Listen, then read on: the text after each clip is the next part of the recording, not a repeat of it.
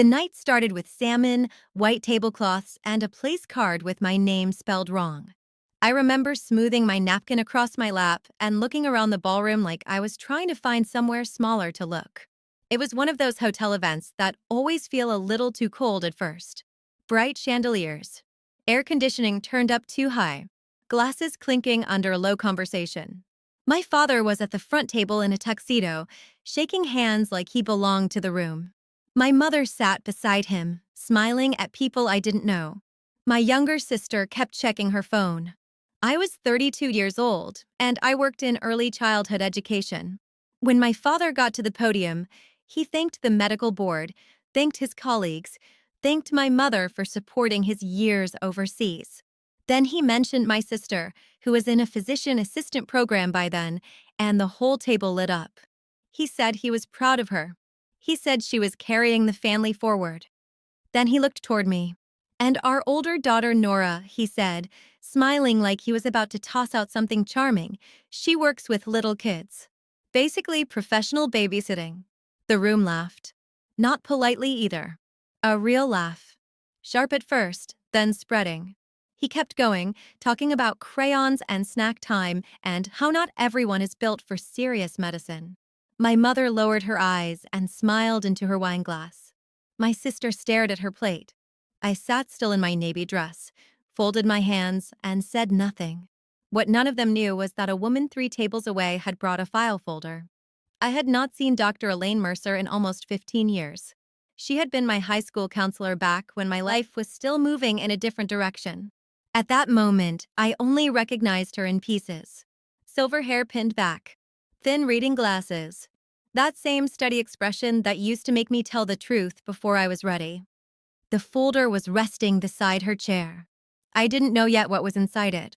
I just knew that when she looked over at me after my father's joke, she didn't smile. A few minutes later, she was scheduled to speak. To understand why that mattered, you have to go back to the summer I was supposed to leave for college. In May of 2011, Dr. Mercer handed me an acceptance packet for UCLA. Full scholarship, tuition, housing, meal plan. I can still remember how the paper felt in my hands, a little slick, still warm from the printer in the counseling office. The room smelled like coffee and dry erase markers. Outside her window, sprinklers clicked across the quad. I had worked for that packet since I was 14. I stayed after school for tutoring shifts. I took AP classes even when they made my schedule ugly. I kept color-coded binders. I knew the campus map before I ever set foot there. I was going to study child development. I wanted to work with young children, maybe teach, maybe build something bigger later. At 17, that future felt solid. 3 weeks later, I walked back into Dr. Mercer's office and told her I couldn't go. She thought I meant finances at first, then illness, then fear. "What do you mean you can't go?" she asked.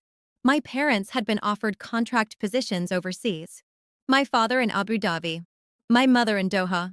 The initial term was 2 years, with extension options. They planned to leave by June. My sister Emma was 11. Boarding school was too expensive, they said. Taking her with them would be disruptive. She needed stability. What they meant was this: I was 18, and I was staying behind with her. Dr. Mercer took off her glasses and set them on her desk very carefully. "Nora," she said, "you're talking about giving up a full scholarship." I knew that. She spent nearly 2 hours trying to move me off the decision. She showed me deferment options, transfer data, support programs, housing contacts. She asked me if my parents understood what they were asking. I told her yes. That wasn't completely true. They understood the practical side. Money, timing, convenience. They did not understand cost in any other form. At home, the decision had been presented to me like weather. Not cruelly, just firmly. My father stood at the kitchen counter with the contract packet open beside him. My mother was already making lists. International storage, travel dates, utilities. My sister sat with both hands in her lap, too quiet to be part of the conversation. "You can do community college here," my mother said. "Then transfer later." "Emma needs someone consistent," my father said. "You're responsible. This is what families do." There was a bowl of peaches on the table. One of them had gone soft on one side. I remember that because I kept looking at it instead of at them. I asked how long they'd be gone. My father said, "We'll see how the first contract goes," which turned out to mean 7 years. Dr. Mercer asked me one final question before I left her office that day. "Does your sister know what you're giving up for her?" I said no. "Are you going to tell her?" I said no again. She watched me for a long moment, then reached for the acceptance packet. She made copies of everything: scholarship letter, housing assignment, orientation date, program details. She slid them into a plain folder and wrote my name across the tab. I asked her why. She said, "Because sometimes the truth needs a place to wait." I didn't understand what she meant then. By June, my parents were gone.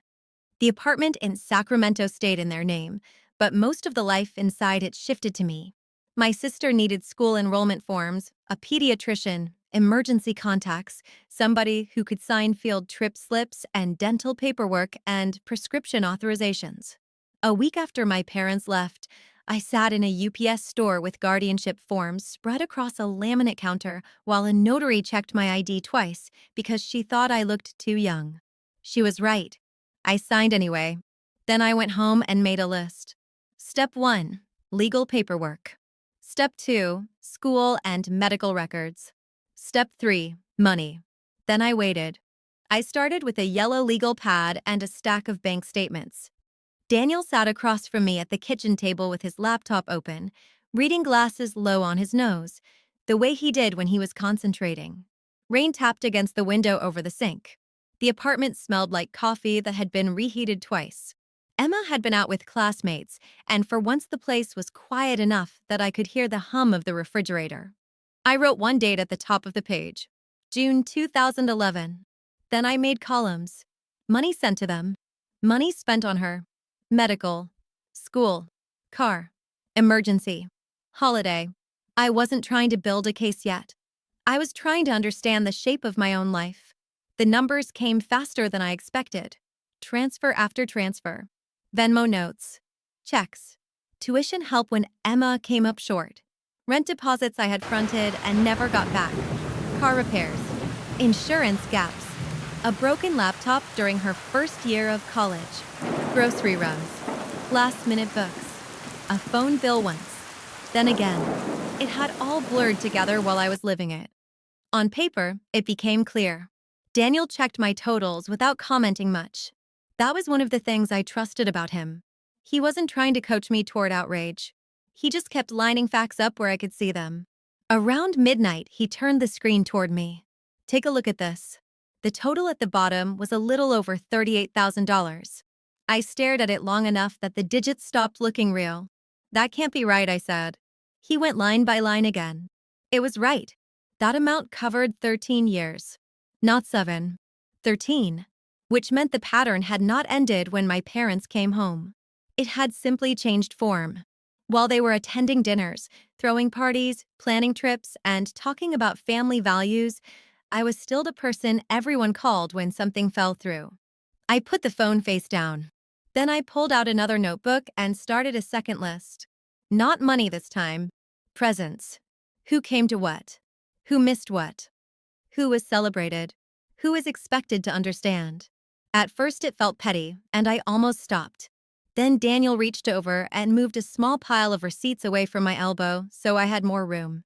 "This isn't pettiness," he said. "It's record-keeping." So I kept going. My college graduation. My credential ceremony. My promotion to lead teacher. Emma's 21st birthday dinner. Emma's graduate school acceptance party. Emma's white coat event. Weekend visits. Holiday photos. Posts. Captions. Comments. I didn't have to invent anything. Most of it had been documented by the family itself. That was the strange part. People who neglect you rarely think they are leaving evidence. They think they're making memories. They post them, caption them, archive them in neat little squares. Love this family. So proud. Wouldn't miss it.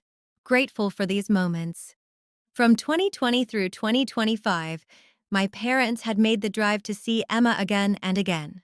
Birthdays, program milestones, random weekends, quick lunches, celebration dinners. I counted more than 40 visits. For me, there were six. Six in roughly the same stretch of time.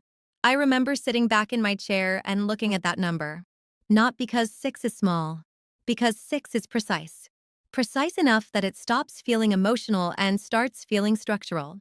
Daniel printed a few screenshots. He made folders. One for finances, one for events, one for messages, one for social posts with dates and times visible. He wasn't dramatic about any of it. Neither was I. We worked the way people work when they are sorting something that has already happened. At one point he said, "You know you don't have to do anything with this." I nodded. But the truth is, once I saw it organized, I knew I couldn't go back to pretending I didn't see it. That fall, I tested something small. Emma called one afternoon asking if I could send her $290 to cover her insurance payment until her next stipend came through. Her voice was normal, a little rushed, a little expectant, like she was asking me to confirm a dinner reservation, not fund another piece of her life. I listened to the voicemail twice. Then I deleted it. My hands shook afterward, not because I doubted the decision, because I had never not solved the problem before. 3 days later, my mother called. "Nora, is everything all right? Emma says you haven't answered her." "Everything was fine," I said. "She's short on her insurance this month." I know. There was a pause, the kind that used to mean I was about to give in. Then my mother asked, "Are you going to help her?" And for the first time, I said no without explaining. The line went quiet long enough that I could hear dishes in the background on her end, a cabinet closing, a faucet running. Finally, she said, "I don't understand why you're being difficult." I stood in my classroom storage room while she said it. The room smelled like construction paper and washable paint. Tiny chairs were stacked upside down on the tables outside, and someone in the hallway was vacuuming. I remember all of that because the word difficult landed in me with a strange kind of calm. Not hurt, recognition. Difficult was what they called me when I stopped being useful. I told her I needed some space. She said family should not need space from each other. I said family should not treat one person like an emergency fund. Then I ended the call before I could soften it. That evening I made rules. Not vague intentions. Actual rules. Step 1, no money. Step 2, no immediate responses to guilt, pressure, or manufactured urgency. Step 3, no discussing my boundaries while standing up, driving, working, or emotionally flooded. Step 4, if a message required an answer, I would answer it the next day, not the same hour. I wrote the rules on an index card and slid it into the drawer beside my bed. Silence, I was learning, could be a method. Not punishment. Not immaturity. Just a method. Thanksgiving came a few weeks later. My parents invited us over. Emma would be there with her boyfriend. My mother spoke as if attendance had already been settled. I told her Daniel and I were spending the holiday with his parents instead. She was quiet for half a second too long. Then she laughed lightly and said, "Don't be childish. This is family." I said, "So is Daniel." That year, we spent Thanksgiving in a warm, crowded house where somebody was always opening the oven, where two nieces argued about roles, where his mother pressed leftovers into containers before dessert was even over. There was too much noise and too much food and absolutely no need to perform gratitude because the room itself felt grateful to have us in it. Near the end of the night, Daniel's father raised his glass and said, "To Nora, who has been carrying more than most people know." He didn't elaborate. He didn't need to. I had to look down at my plate for a minute before I trusted my face. Later that night, when we got home, I checked social media once before bed. Emma had posted a photo of herself between our parents and her boyfriend at a polished table with candles and folded napkins. The caption said something about being thankful for the people who always showed up. I read it once. Then I put my phone down and turned off the lamp. By December, my mother called with news about my father receiving a major medical society award for his overseas work. Formal gala. Big room. Important people. They wanted me there. She said it like an obligation, not an invitation. I told her I would think about it. After I hung up, Daniel asked why I was still considering going. I didn't answer right away because I knew the honest answer would sound younger than I wanted it to. Some part of me still thought showing up might finally count. That maybe if I sat in the room, if I did the decent daughter thing one more time, the ledger in their heads might shift. Instead, I said, I'm not sure. He nodded like that was enough. A week later, I bought a dress on clearance. Dark blue. Simple cut. Nothing memorable. I hung it in the closet and left it there. Then I waited. The week before the gala, I stopped thinking about whether I should go and started thinking about what would happen if I did. That was different. Until then, most of my decisions around my family had been emotional first and logistical second. Could I afford it? Could I cover it? Could I make the drive? Could I absorb one more disappointment without making a scene? This time I wanted order. So I treated the event the way I would treat a difficult meeting at work. I made a plan. Step 1, arrive on my own. Step 2, leave on my own. Step 3, do not drink. Step 4, do not stay after the program ends. Step 5, if anyone says something demeaning, do not correct it in the room unless correction serves a purpose. Step 6, if I feel myself slipping into the old reflex of smoothing things over, go to the restroom, count to 30, and decide again. I folded that plan into my bag with a packet of tissues, lip balm, and my car key. Then I went to work the next morning and taught morning circle to a group of 4-year-olds who cared very deeply about whether Friday came before Saturday and whether glue is a liquid. That helped. Children bring scale back to things. At home, Daniel asked if I wanted him to come, but he was on shift that night and the event was a formal sit-down dinner with assigned tables. I told him to stay where he was needed. He said to text if I wanted him there anyway. No debate. No pressure. Just a standing offer. The morning of the gala, my mother sent a message reminding me of the start time and dress code, as if I were a distant relative they were managing. She ended it with, "Please try to be warm tonight. It's important to your father." I read it once and did not answer. That afternoon, I came home from work, changed slowly, and stood in front of the bathroom mirror longer than usual. Not because I was trying to look impressive, because I was trying to look steady. I pinned my hair back, then took the pins out. I put them back in. The apartment was quiet except for the dryer turning over in the hall closet. Clean cotton, warm metal, familiar sounds. Then I picked up my purse, locked the door, and drove downtown. The hotel ballroom was already half full when I arrived.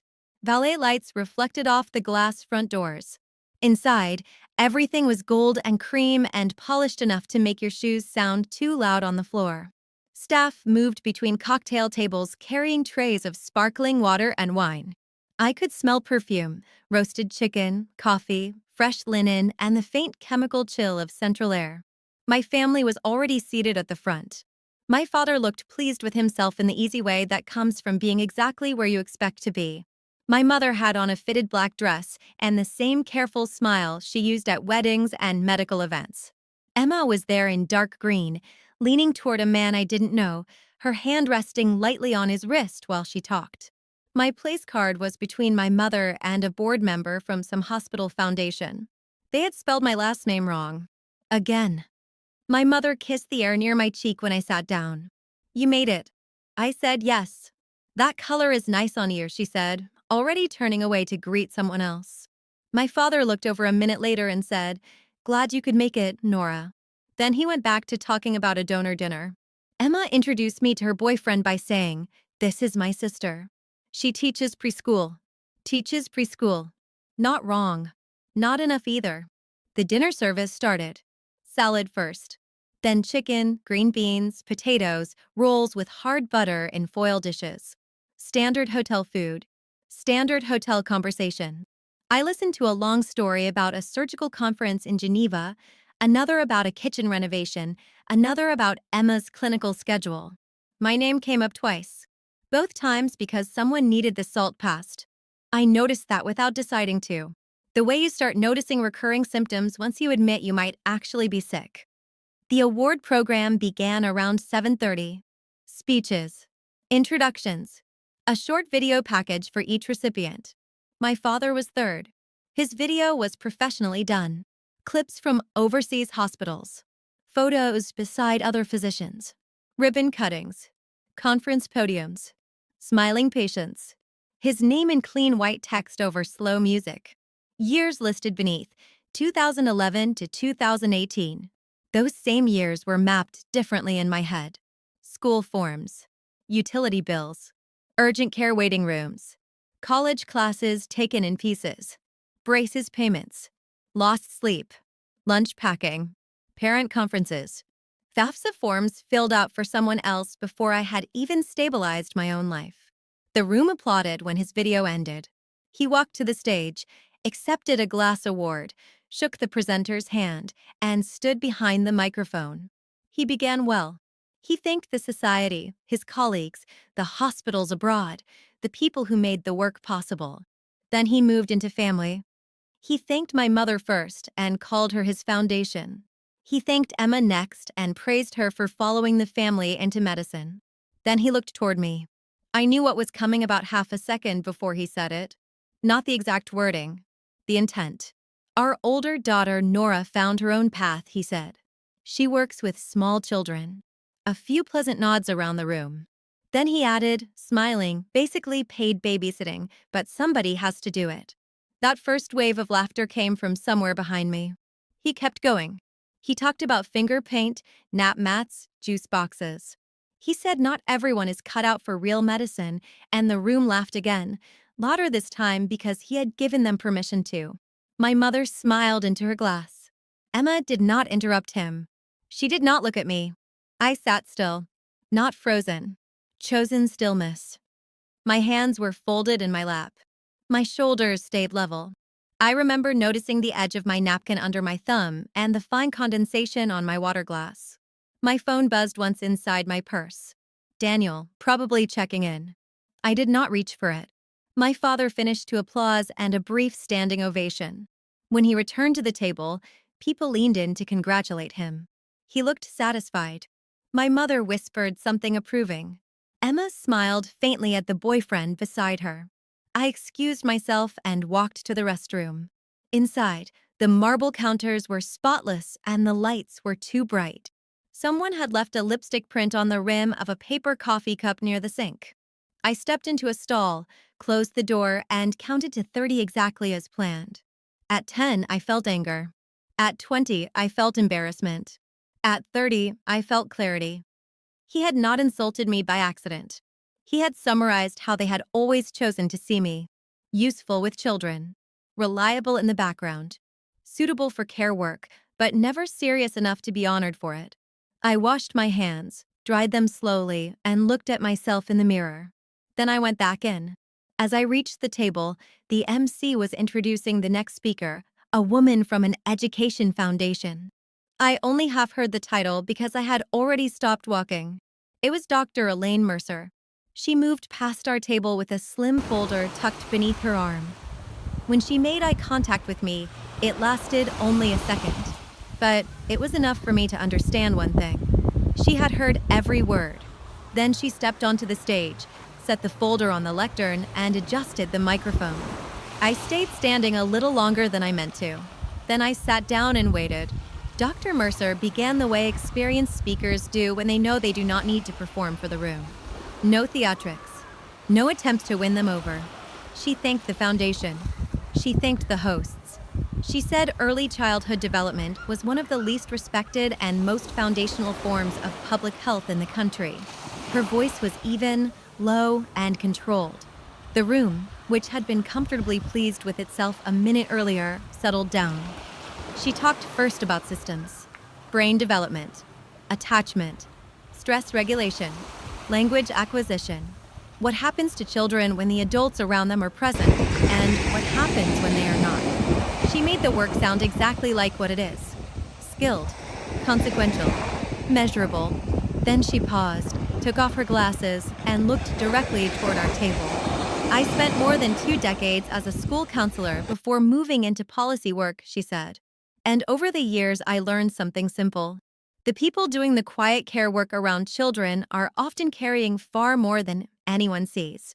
My father shifted in his seat. Dr. Mercer continued.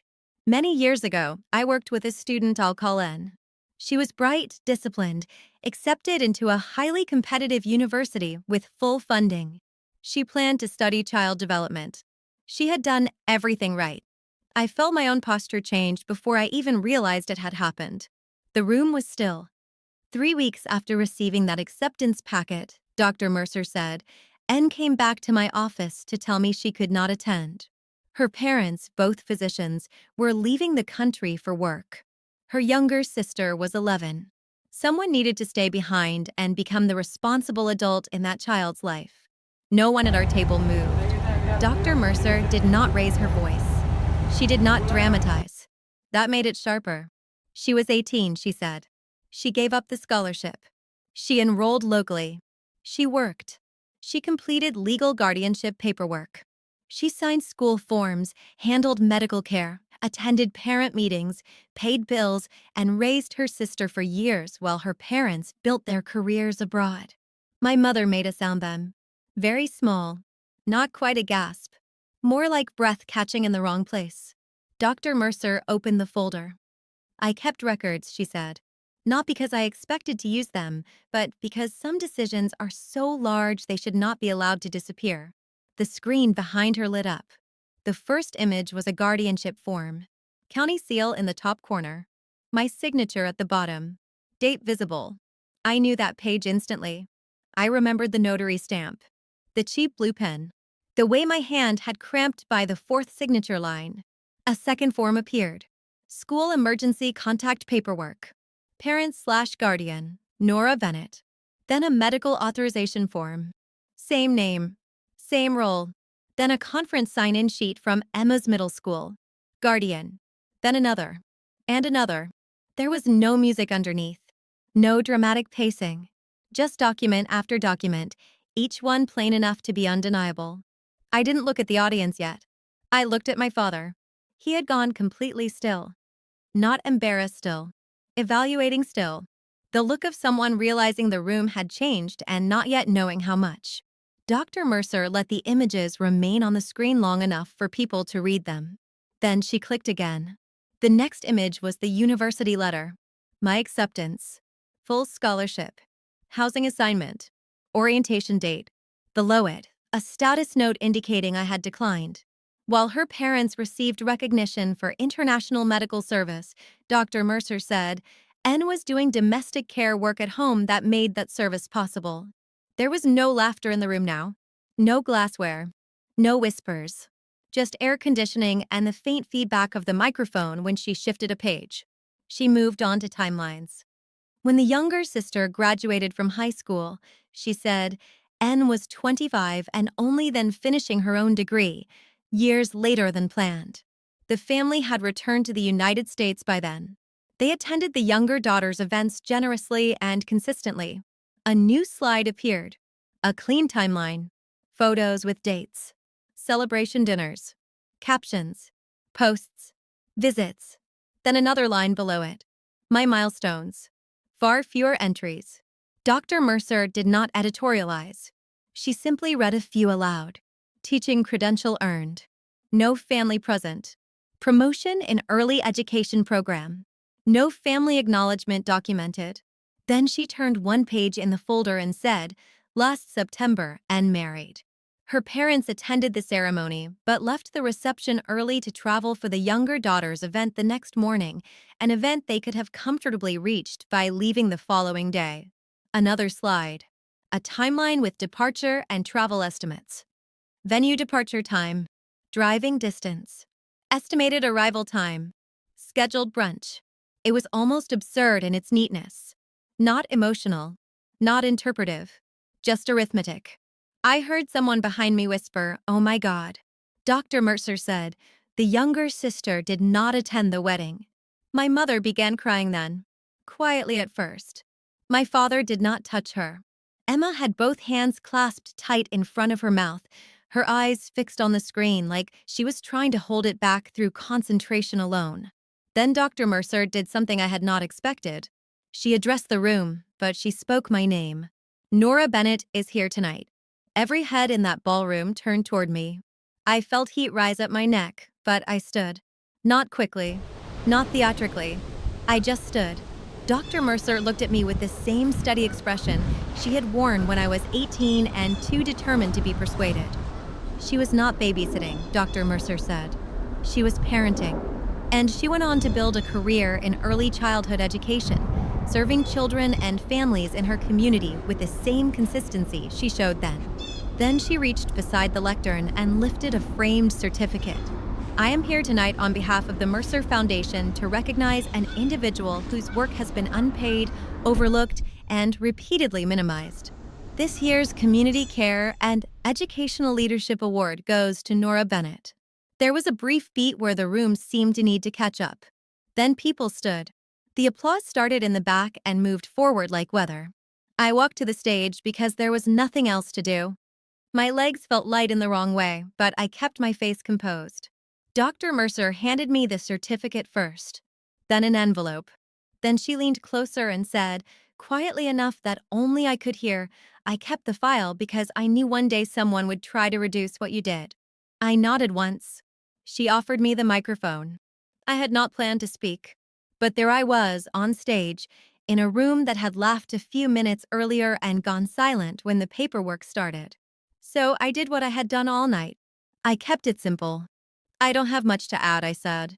My voice sounded steadier than I felt.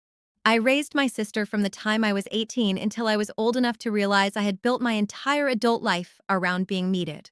I signed the forms. I paid the bills I could. I showed up where I was supposed to show up. I looked out over the room then, not just at my family. Early childhood education is not lesser work, I said. Care work is not lesser work. And when one person quietly holds a family together for years, that should not be rewritten later as helping out. That was all. I handed the microphone back. No flourish. No tears. No attempt to force a reckoning in real time. I took the certificate and the envelope, stepped away from the lectern, and turned toward the stairs at the side of the stage. That was when my mother stood up from the table and took one step into the aisle. My mother said my name once softly, like she thought volume might fix timing. I kept walking. The applause was still going when I stepped down from the stage, but it had changed in tone. Less celebration. More recognition. People were no longer clapping for a polished speech or a polished career. They were clapping because a set of facts had landed in the room and rearranged it. I reached the edge of the ballroom before my mother caught up with me. Nora, please. We were just outside the main doors, near a long table with event programs and half-empty water glasses. The carpet in the lobby muted everything. Somewhere farther down the hall, an elevator chimed. I could hear ballroom applause fading behind the closed doors.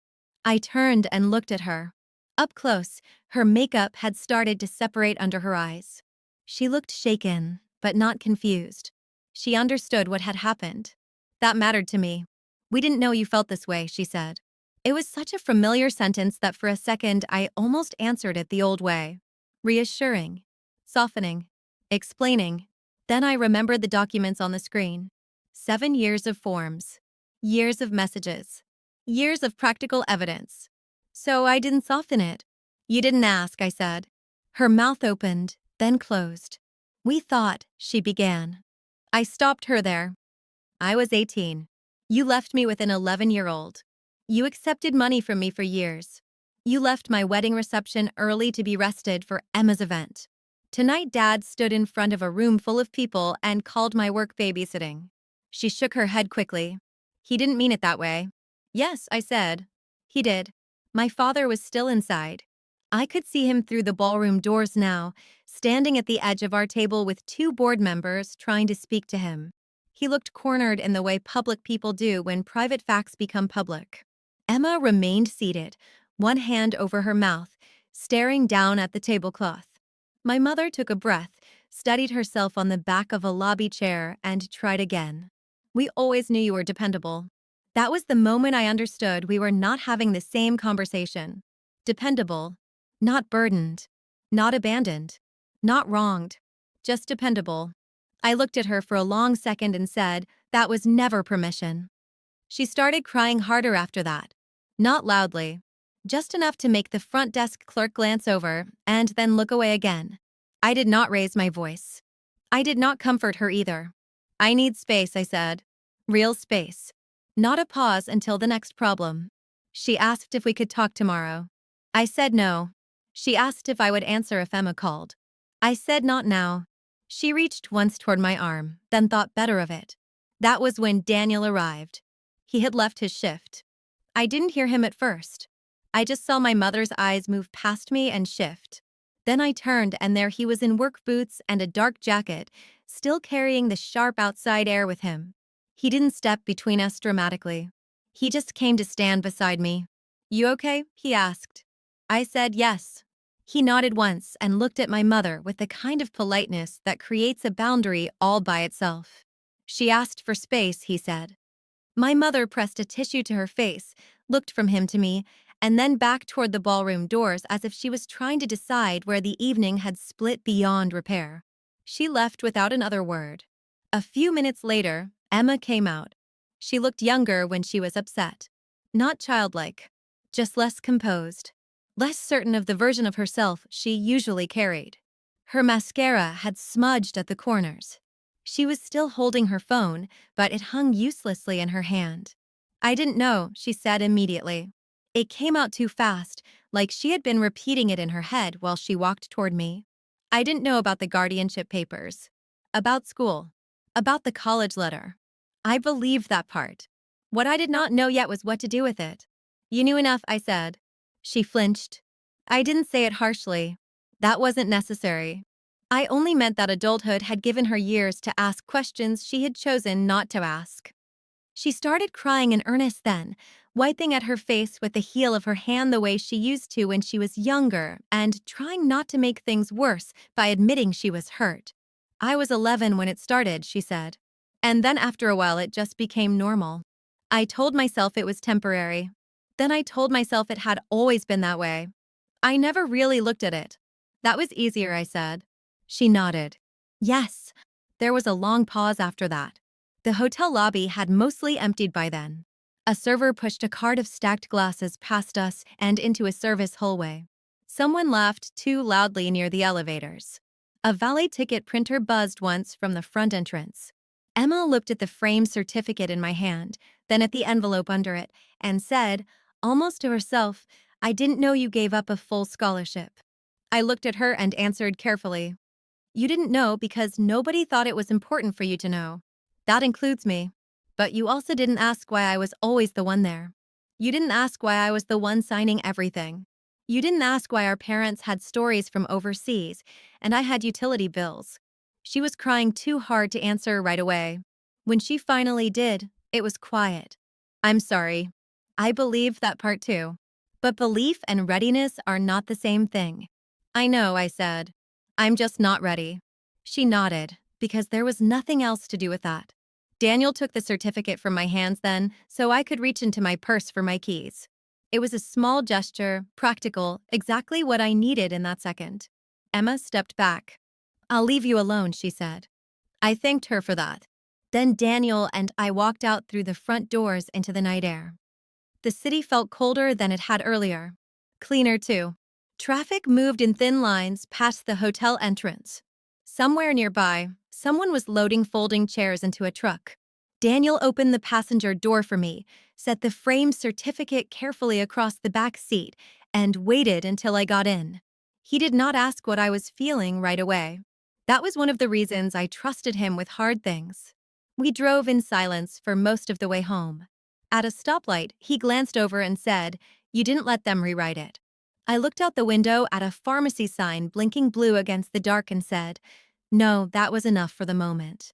When we got back to the apartment, I changed out of the dress, washed off my makeup, and stood in the kitchen in socks and an old gray sweatshirt while the kettle heated. Daniel set the certificate on the dining table and slid the envelope beside it. I opened the envelope then.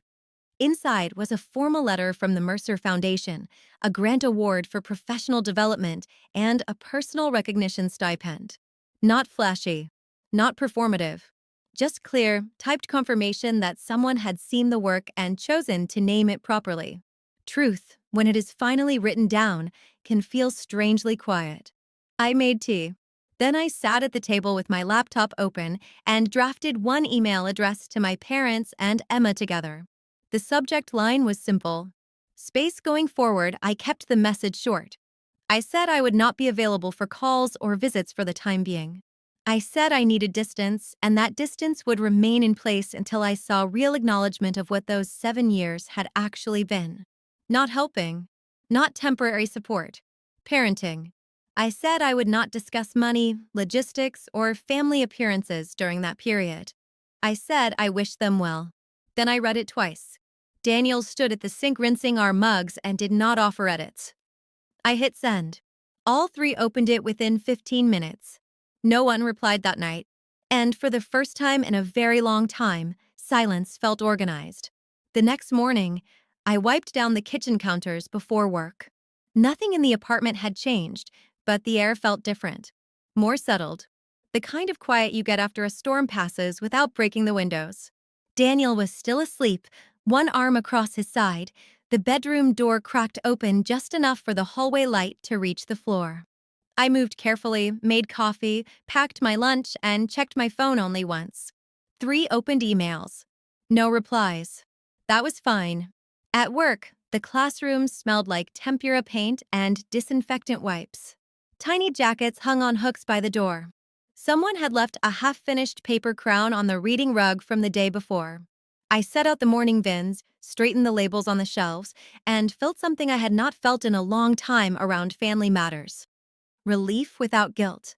The days after the gala moved quietly. My mother sent 2 texts I did not answer. My father sent 1 email asking if we could talk adult to adult. I deleted it. Emma sent nothing at first. Then, 4 days later, an envelope appeared in my mailbox at school. My name was written in handwriting I recognized immediately. Inside were copies of old things. A middle school registration form with my signature where a parent should have been. A scanned page from Emma's high school emergency contacts.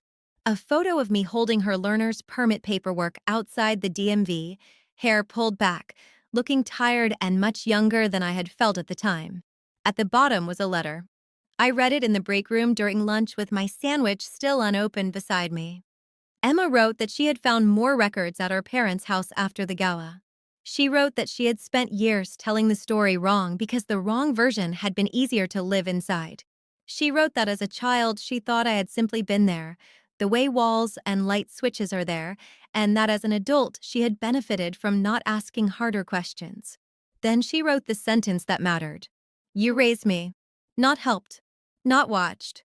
Not stayed with. Raised. She did not ask for immediate forgiveness. She did not explain herself to death. She said she was looking for a therapist and trying to understand how she had learned to take from me so easily. She said she would wait as long as she needed to wait for any reply at all. I folded the letter back into the envelope and put it in my desk drawer. Then I waited. That became a theme over the next few weeks. Waiting before responding. Waiting before deciding. Waiting long enough to tell the difference between pity, pressure, and actual change. Daniel's family filled some of that waiting with ordinary things. Sunday dinners. Errands. His mother texting me photos of tomato seedlings she was starting in the backyard. His father asking if I could look over a kindergarten application for one of the nieces because you know how these things work better than any of us. Nothing dramatic. Just the slow, repeated proof of being included without needing to earn it every hour. One evening in early spring, I helped Daniel's mother dry dishes after dinner while the rest of the family argued gently over a card game in the next room. The window above the sink was open. I could smell basil and cold evening air. She handed me a plate, dried her hands, and said, you know, sometimes people spend years in the wrong role because they're good at it. I looked at her. She shrugged lightly and added, doesn't mean it was the right role. That stayed with me. At school, things were normal in the best way. Circle time. Snack schedules. A scraped knee on the playground. A little boy insisting the moon had followed him to class. One of the parents who had heard about the gala thanked me for what I do, but even that passed quickly, which I appreciated. I did not want to become a symbol in my own workplace. I wanted to teach.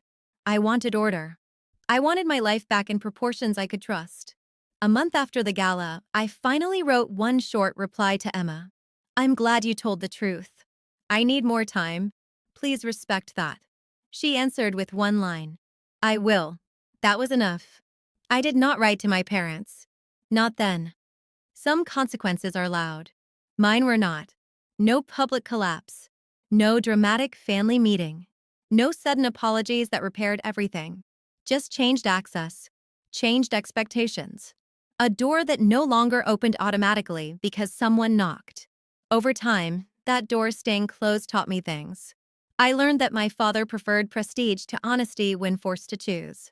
I learned that my mother still spoke in the language of harmony when what she meant was compliance. I learned that Emma, to her credit, was the only one who seemed willing to sit still inside the truth long enough to be changed by it.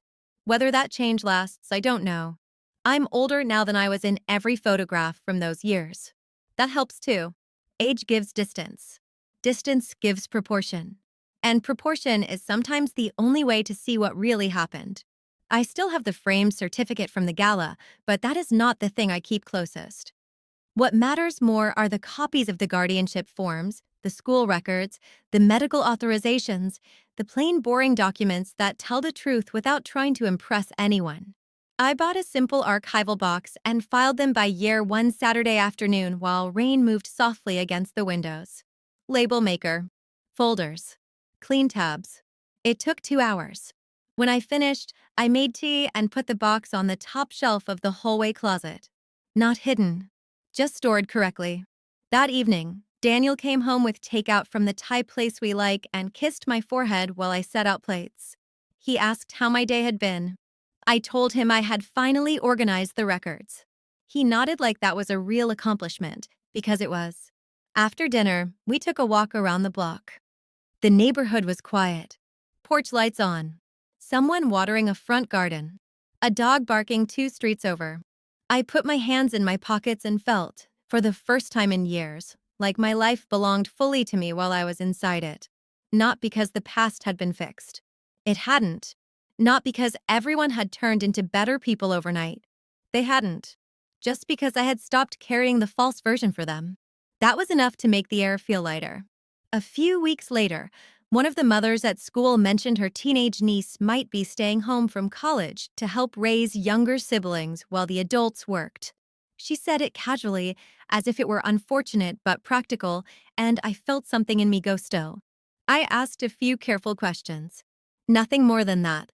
Sometimes another story begins before the first one is fully put away. If you stayed with me through this, thank you.